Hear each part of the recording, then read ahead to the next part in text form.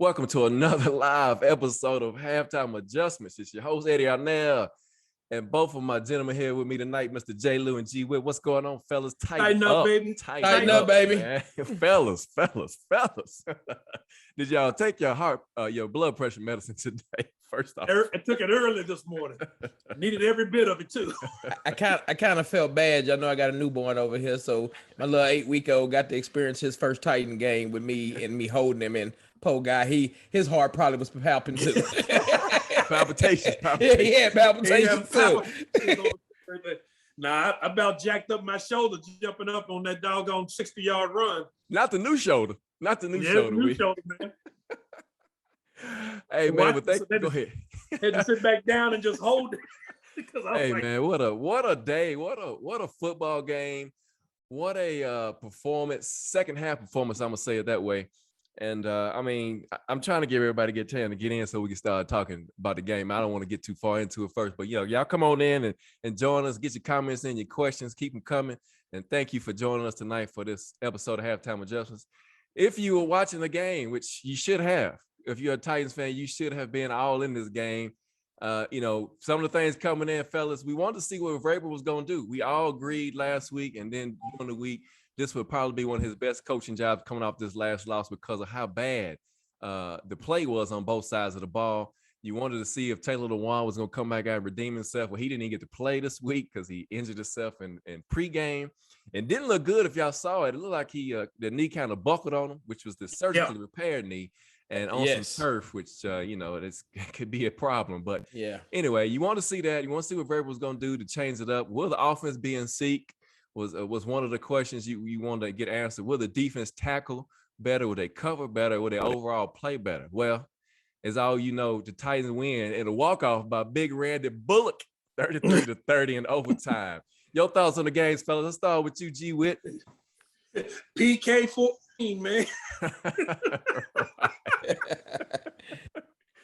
PK 14, Wizard in the walk-off field goal. No, man, it's definitely the tale of two halves.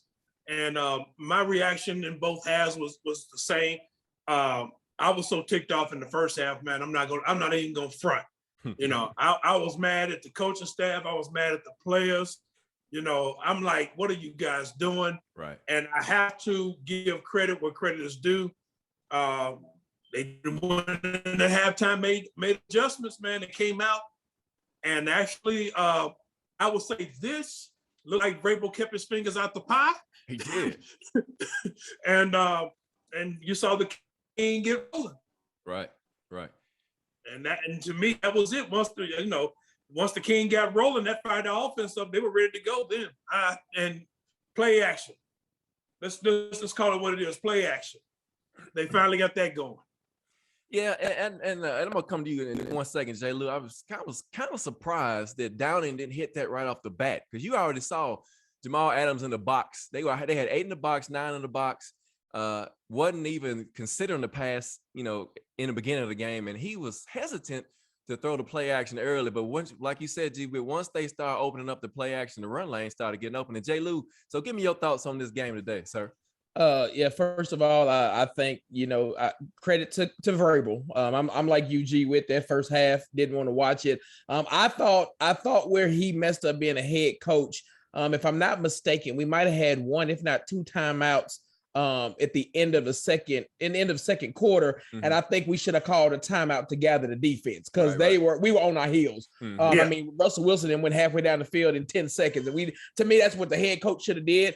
I like how though we got to see some adjustments. They went in at halftime, both on the offensive side and the defensive side of the ball. We talked during the game, and the one thing I kept calling out, this offensive line, as quiet as it's kept, wasn't good last year. But Arthur Smith, I think, did a good job with screen passes, short passes, et cetera, to kind of minimize that. And I think you saw Downing do that. I know we saw Downing do that in the second half coming out. And kudos to Christian Fulton, man. We talked about this guy the entire camp. What a game. And he was in Metcalf's grill the entire game. I love and didn't back down. So Loved I it, mean, man. you love the fight from the Titans.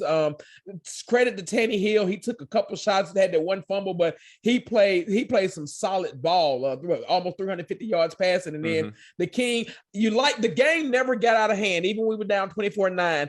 I like the fact that it never changed our identity. We changed up how we did some run packages, but we never got away from the King. And they saw in the second half why he is the best running back in the league. So kudos to the Titans all around for a heck of a bounce back game, especially the second half after the halftime adjustments. Yeah, and I can't agree more with both of you guys. The second half, the first half I was upset, just trying to figure out why we wouldn't go and play action. But when you saw it, man, Julio Jones is advertised. He's 32 years old, 10 years in the league, but man, he's still a beast. He still can get deep and get open. We'll talk about the officiating in just a minute, but he's still making plays. AJ Brown, as we talked before the show came on, he's gonna have to get on the jugs machine this week. He had too many drop passes. I think it was 4 or 5 of some crucial drops, uncharacteristic for him. He was wide open on that one down the sideline when we got the unsportsmanlike for Tony. And I don't even know how the ball goes through his hands on that one. But let's talk about the defense more, because I think, in the second half, man, they did some great things. They got pressure on Russell Wilson, which, a lot of people don't get Russ caught up in that pocket. He's a magician getting out of that pocket. And like you guys already mentioned, Christian Fulton, what can you say about that? And I'm going to mention this one thing, and I'll come to you guys. But G. Witt, your guy, man, Cruikshank. Man, that's what I'm going to say. Yes. On defense, man, you like to have him back in the game. He looked like he picked up back in that 2019 form in the playoffs. And you like to see that. And one more thing, and I'm gonna throw it to you guys. My man Danico Autry with a sack and a half today. Yes. Balling. I told y'all, man. I told y'all on this show that he was gonna be the man. So, but Jay Lou, man, talk to me about this defense today. That defense. So yeah, G Witt, I bow down to you, because I know in our show doing. I said your man was gonna get cut. I'm eating crow. He came in. And it goes back to us talking about those adjustments. So you seen the adjustments they made after half.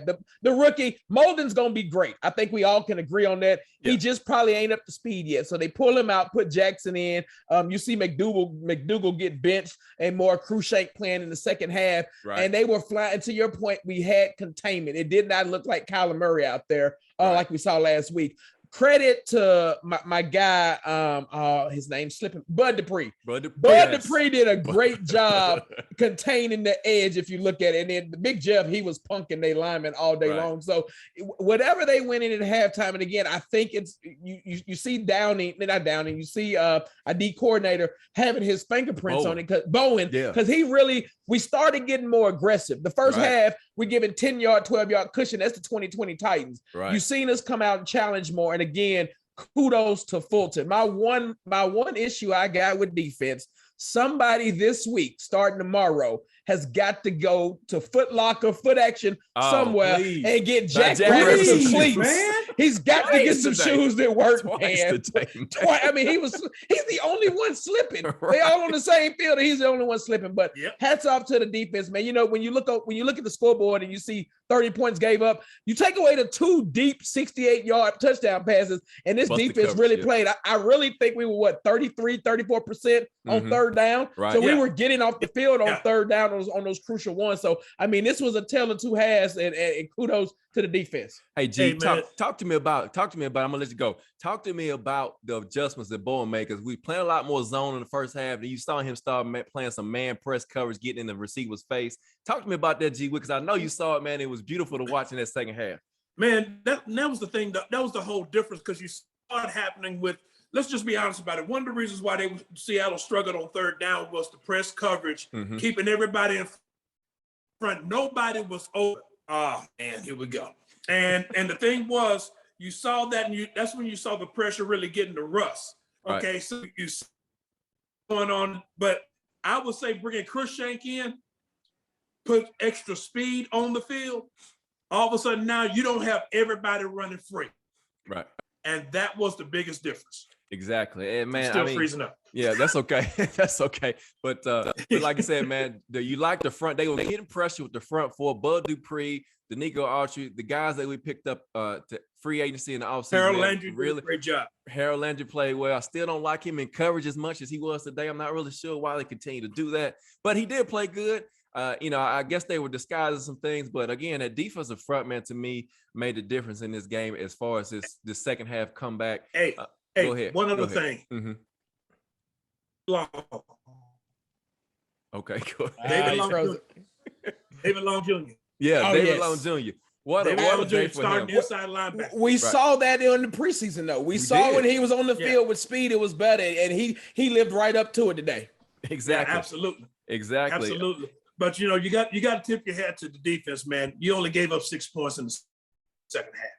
You did, man. And You only gave up 6 points. You gave up one long pass play, and they missed the extra point. So 6 points for a defense. Right. When you're Yeah, T.Ed Tart, Ed was asking, he was saying he didn't see Tart in the game. He was in the game. He played well.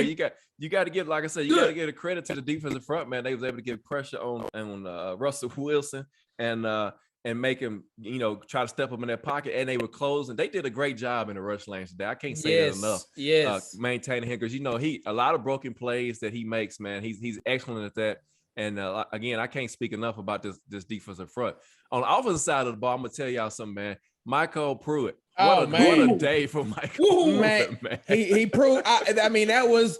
You see how quick J-Rob snatched him up, because I think they really was hating that they let him go. Right. But he came in and he just had a nasty attitude about it, man. Yeah. And I liked it. I mean, between catching the ball and blocking, he definitely, when ASAP Ferk gets back, I think you will see Swain. He might be the one that they inactivate going forward. He might go to the press squad. He might. He was getting bull rushed. Look. He can't block. He can't do nothing. Block.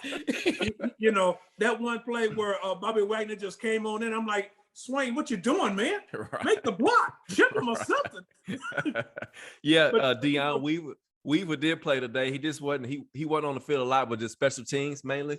But he got in and got some pass rushes in, and so you like to see him on the field. But hey, man, the defense played good today. One more thing, real quick, how do we feel about? Kwame wants to know, how do we feel about Rodgers returning kicks? I thought he did a good job. I thought Chester Rogers did a good job considering, Go ahead. I think he was doing good until he got hit. Right. And then I think once he got hit, his vision went off, because the one to start off overtime, he should have been gone. If he cuts it back to the outside, he's gone. But I think his vision was thrown off. So I think once his nerves settle, he at least tries to attack. We got to get him to stop thinking so much back there. Right. And that's going to be the whole key, because he, thinking and trying to go across the field and everything, and you just can't do that.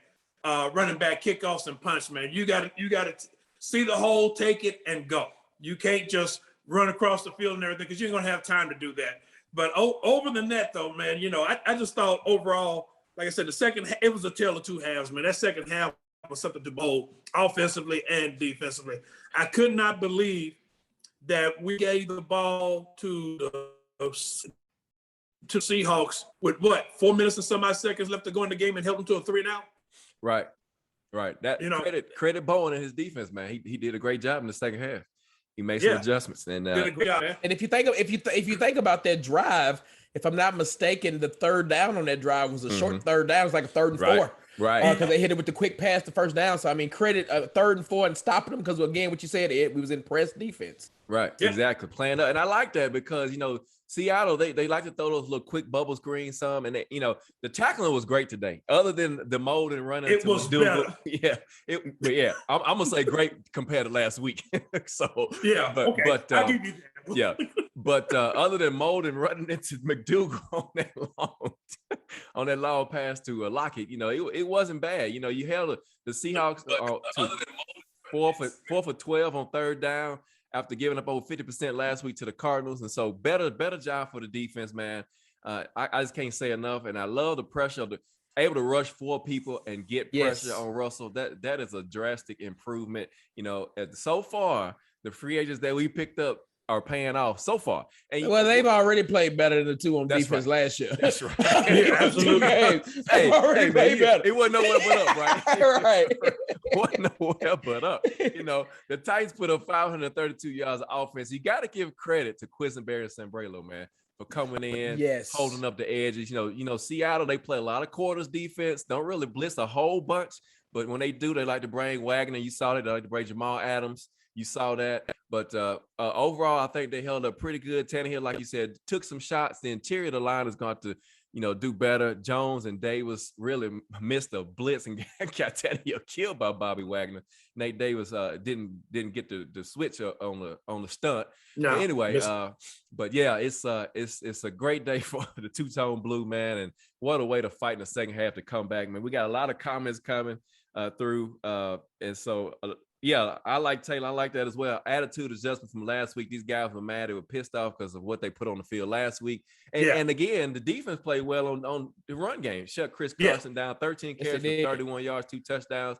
And so, Russ had some big plays downfield, but overall, at the end of the day, a win is a win, and they're tough to get in the NFL. Hey, but you saw Russ wasn't running that ball, man. He was looking to throw because they were on him, man. I had to give him the credit. Right. They were really on him, and I thought overall, again, with this game, I was really just, I wasn't expecting the win, to be totally honest. I was just looking for them to improve. Right. I'm like, play better than you did last week. That's right. I mean, that's what we wanted. I thought at the beginning with. Go ahead, Jason. Like something flipped, but in the second half, that defense played like they were supposed to play. Yeah, they did. And, Big Jefferson, let's talk about some of those crucial plays. So, the Julio Jones catching the back of the end zone, I could have sworn, J. Lou, I saw some green behind that shoe. I mean, there's several pictures floating on social media where the foot did. If you go back and look at the replay, because see, everybody has this fake turf that comes up with the rubber pellets. Right. You saw the dirt come up. It wasn't white, it was green. So I don't know what the ref was doing on that call. The game should have been a walk-off safety. Safety. He threw the ball 2 yards deep in the end zone, and they gave him the 1 yard line, 1.5 yard line. That's for progress. My whole problem with that play, they said that when they grabbed him, he was on the 1.5 yard line. I'm like, dude, he was in the end zone when they grabbed him. Yes. To the end zone. God, so the officials, I mean, it was, and then the first down spot that Vrabel didn't challenge in the first half that was clearly a 1.5 yard spotted far. I will say the one thing to talk about, I think it was Taylor that said about the attitude adjustment. If you go back and look, and this has been a Vrabel staple since he's been here, I believe we were only penalized 3 times this week. Last week we had a bunch of penalties, but as shady as the officiating was, we didn't get a lot of penalty calls. That means they were playing with discipline, and so you like to see that this week, because to me that's a staple of something that Vrabel hangs his hat on. Well, they had 5 for 45, but Seattle had some 11, right. For 100 yards, and so and the Titans dominate the time possession. You wouldn't have thought of that, but 42 minutes compared to 22 minutes for the Seahawks. And the beast got going, man, at 35 carries. And was running that peel for 182 yards and 3 touchdowns. And Mr. Quandre Diggs, good job on making that business decisions. Taking that bad angle. Yes. Not wanting none of that stiff arm on that sideline. And that was, I would say this though, man, that was the one thing that was really frustrating to me, because we had some great drives. Yeah. Well, we just kept kicking field goals, man. In the first half. If you go back, when you go back and look at this game, Seattle, most of their scores came on big plays. Big plays. Right. Mm-hmm. Exactly. They really didn't drive the ball on that defense. Most of the scores came on big plays. But we drove the ball on them quite a bit. Yeah. I mean, to your point, J. Lou, the short passing game, especially in the second half, Derek Henry and Jeremy McNichols was making some great catches. Yes. In the middle of the field, short, turning up, getting 5 yards, 4 yards, all of that. So I'm not surprised about the time of possession, but we just got to figure out a way to get, when we have those good drives, we got to get touchdowns out of them. We settled for too many field goals in the first half. Josh Reynolds was to blame for one. Guess what? You didn't see him on the field that much more than this. No. I'm like, come on, man. This is football 101. If you're running across, you don't turn up. Man, I don't get. Hey, thank y'all for joining us for another episode of Halftime Adjustments. ADRNLG with J. Lou. Man, yes, Titans win in a walk-off in overtime, 33-30. Randy Bullock kicks the game winner. And the officiating was just, I don't know, man. It's just something that was just not right in that game with that officiating. I would say this, though. I would say that Seattle suffered from the fact that it got tested with DK Metcalf early between him and Fulton. Yeah. So I thought the officiating, one of the things they were doing, they're gonna call the close personal foul penalties because they're gonna make sure we're gonna get control of this game. Because really, when you think about that one play where I think it was Michael Pruitt got pushed out of bounds and everything. Mm-hmm. Oh yeah. Granted that to the letter of the law, that was a penalty. But overall, you think that's a football play. Okay. G. No. I said if you look, so right. I would have been okay with it if he would have had him still, was running on the sideline, but he pushed him. It was the last push. Yeah. And if you let that ride, you asking for trouble. I'm telling you, nobody knew from experience.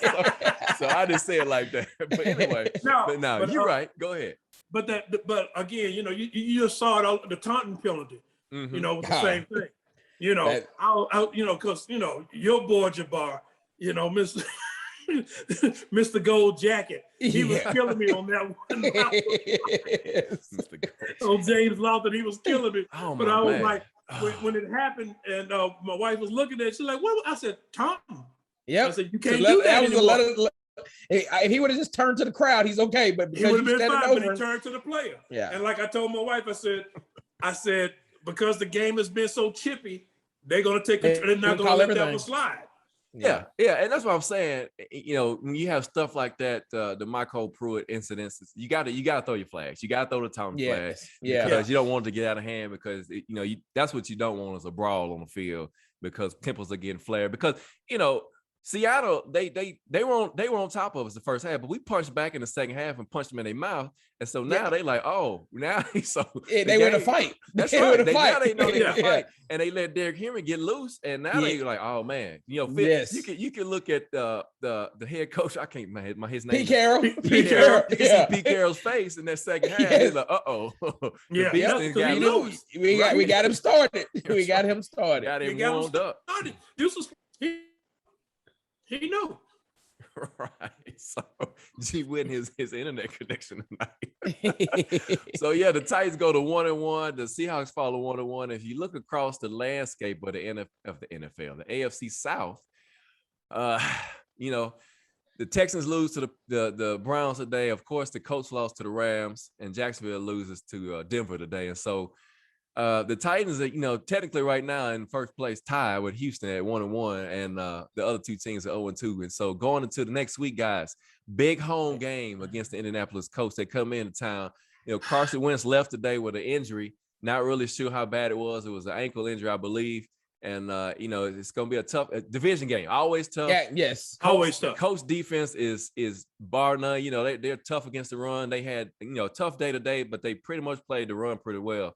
But Xavier Rhodes is out as well in that secondary. And so what is going to be the keys to the victory next week, guys? I'll start with you, G. Witt, for the victory of the Colts coming in here next Sunday. Well, I'll just they had today. I don't know. You're going to get some better offensive line in Indianapolis with that. Mm-hmm. Although I saw Aaron Donald wreak havoc today, but that's Aaron Donald. But the defensive fronts come to play. Okay. So. Because I saw it when I saw the replay of it, and I'm like, that thing was ugly. He broke his ankle the way he now. But we have got to. They got to keep using play action on offense to get the offense going. They can't just keep coming out with this run. Play action on first down, give Tannehill a chance to make some good. But defensively, that front is going to have to go. Is going to get a better offensive line, so they're going to have to win. Hey, before you go, Jay Lou, we're gonna for all the fans, the listeners out there for halftime with Justin, we're gonna start a GoFundMe for G Witt's router.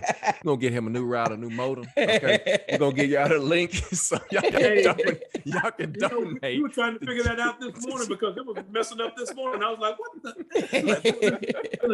Killing. We're gonna get y'all the link, okay? If y'all want to donate to the router and the modem for G Witt, we'll post the link on the page. Right. Right. So, but Jay Lee, what's your thoughts on the Colts, man? So I think the Titans, we got to come in, and again, you don't know who's going to be a quarterback for the Colts as of right now. And to me, that can be dangerous because we can't underestimate them. And Vrabel don't seem like the type to do that. Again, as you said, division games always tough. Even if they 0-15, they're going to be a tough game. Mm-hmm. We got similar to what G Witt said. We've got to establish play action, and we've got to stop running the ball on 1st and 10 and on 2nd and 10. We have the Titans tomorrow when they go in on the flight back, because that's a long flight from Seattle tonight. As they watching the film, everything you did in the second half needs to be the game plan. That's right. They scrap everything in the first half. Because, I mean, everybody in the stadium, at home, everybody knew first play, run Derrick Henry. Second play, run Derrick Henry. 3rd down and 9, and I'm going to bring the heat after you. So we've got to do that. And then we've got to put pressure. If Wentz plays, and again, I watched a little bit of the Colts today.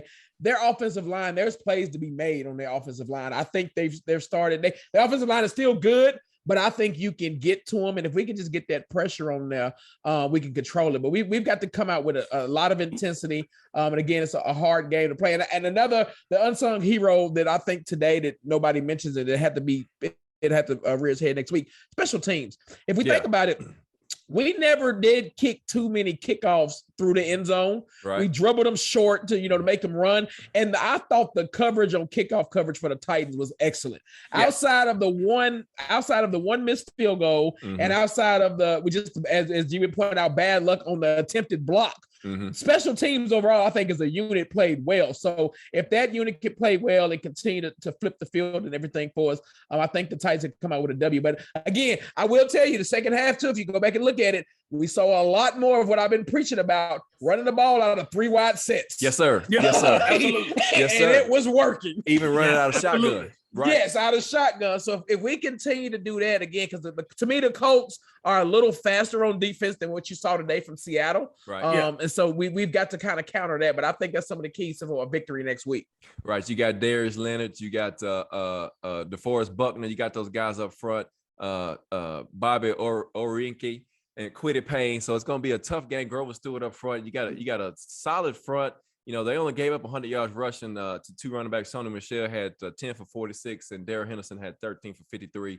And so, had only 1 sack of Matthew Stafford. So, we got an opportunity to make some headway next week as the Colts come in here. Again, we don't know the extent of Carson Wentz's injury just yet. We'll find out during the week. But still, and to somebody's point, I saw on here, and I'm trying to go back and get it. But I hope.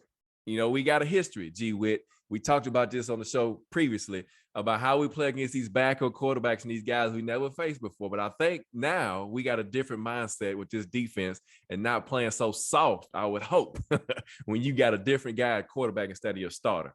Yeah, absolutely. And the thing was, I just think that they just got to go out there and attack them. I mean, Shane Bowen can't be pulling back on anybody playing this soft coverage.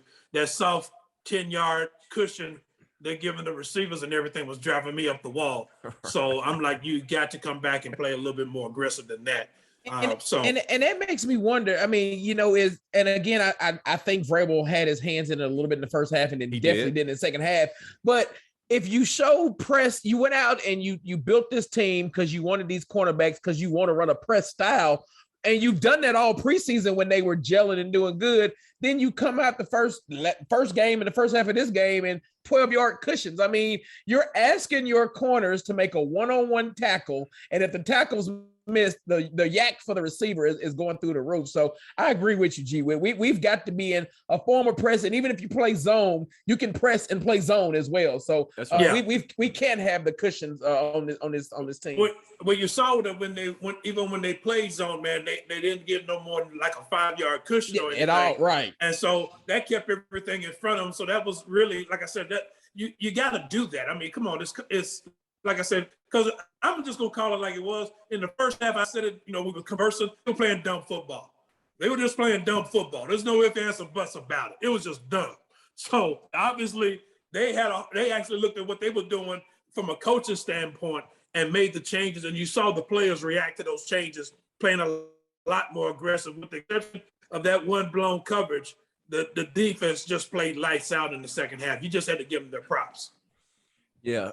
But yeah, you also, like I said, got to give props to Quisenberry and Sombrero for playing pretty stout on the edges and giving Downing the benefit of the doubt in the second half as he's got his play calling going in the second half and got that offense rolling. And once Derrick Henry got running, it opened up the whole offense, and the offense was able to move the ball down the field. And so, again, thank you for joining us for another episode of Halftime Adjustments. Eddie Arnell, G. Witt, J. Lou, thank you for the comments, the questions, man. They keep coming. As the Eddie Gray says, the crazy thing about this is we specifically acquired personnel to play press man, and we did in that second half, which is crazy why we didn't do it in the first half. So Deion said he was impressed by the way the defense was swarming to the ball like piranhas. Yeah, we saw that in the preseason. We finally saw it today. Piranhas, I'm sorry. We saw that today, and especially in the second half. And like I said, the defense played pretty good today. You know, I like the way that I didn't mean to cut you off. I like the way, if you look at the second half too, we moved Byard more into a rover position. That's right. Well, I think he's more comfortable. That goes back to his earlier days with the Titans. He was more at the line of scrimmage, blitzing, etc. And I think he's more comfortable in that. But again, some of that I think is a tribute to Cruikshank being in there, providing a little bit more speed for him back there. So hopefully, if you got that again next week, I think that's a different wrinkle for this defense. Hey, and like I said on special teams, Cruikshank on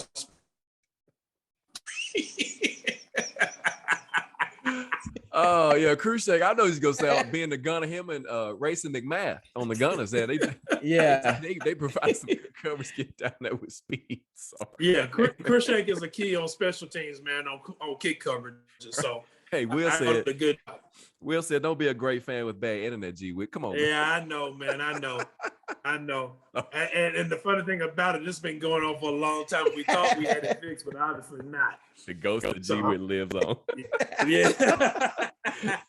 But again, guys, thank you once again for joining us for another episode of Halftime Adjustments. Check us out next week. We'll be back. We'll be breaking down the week 3 matchup against the Indianapolis Colts, a division game, a home game, a big matchup. Hopefully we'll be talking about another dub for the two-tone blue. Eddie Arnell, G. Witt, J. Lou will be posting that GoFundMe link on the page. Get G. Witt a new motor and a new router so the internet service can be better for the next show, man. But we are out of here. Thank y'all for joining us. Peace. Peace.